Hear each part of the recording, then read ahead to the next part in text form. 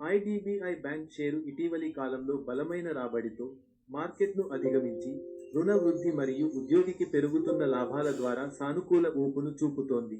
సాంకేతిక సూచికలు బలమైన కొనుగోలుని సూచిస్తున్నాయి. ఫండమెంటల్స్ మంచి వృద్ధి సామర్థ్యాన్ని ఉదా 21% CAGR లాభ వృద్ధి మరియు పెరుగుతున్న పెట్టుబడిదారుల ఆసక్తిని ఉదా ప్రైవేటీకరణ చర్చలు చూపిస్తున్నప్పటికీ, ఇటీవలి సంవత్సరాలలో ఈక్విటీపై తక్కువ రాబడి ఉండటం వంటి సంభావ్య ఆందోళనలు ఉన్నాయి. ఇది మంచి స్వల్పకాలిక అవకాశాలతో కూడిన స్టాక్గా మారింది, కానీ దీర్ఘకాలిక వాల్యుయేషన్ మరియు రాబోయే ప్రైవేటీకరణ మార్పుకు వ్యతిరేకంగా మూల్యాంకనం అవసరం. సానుకూల అంశాలు ప్రోస్ 1.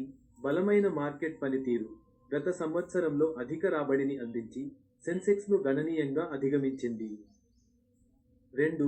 ఆరోగ్యకరమైన రుణ వృద్ధి అడ్వాన్సులు దాని 5 సంవత్సరాల సగటు కంటే వేగంగా పెరిగాయి. 3.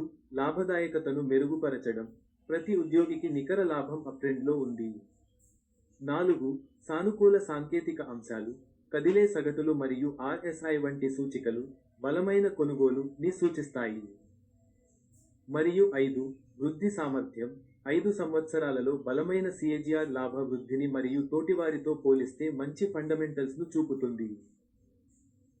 పరిగణించవలసిన ప్రాంతాలు ప్రతికూలతలు సూక్ష్మతలు 1. వాల్యుయేషన్ కొంతమంది విశ్లేషకులు స్టాక్ అధిక వాల్యుయేషన్లతో ధరను గమనిస్తున్నారు. 2. ఇటీవలి గత 3 సంవత్సరాలలో ఈక్విటీపై తక్కువ రాబడి. మరియు 3. ప్రైవేటీకరణ ప్రభావం ప్రభుత్వ వాటాను ప్రైవేట్ సంస్థకు మార్చడానికి ప్రణాళిక చేయబడిన అమ్మకం ఒక ప్రధాన అంశం, ఇది అవకాశం మరియు అనిశ్చితి రెండింటినీ సృష్టిస్తుంది. కీలక కొలమానాలు మరియు సెంటిమెంట్ 1. ప్రస్తుత ధర దాదాపు రూ. 103, ఇండియన్ రూపీ 104, జనవరి 2026 ప్రారంభంలో. 2. సెంటిమెంట్ ఇటీవలి హెచ్చుతగ్గులు మరియు సాంకేతిక కొనుగోలు సంకేతాలతో సాధారణంగా బుల్లిష్గా ఉంటుంది. మరియు 3.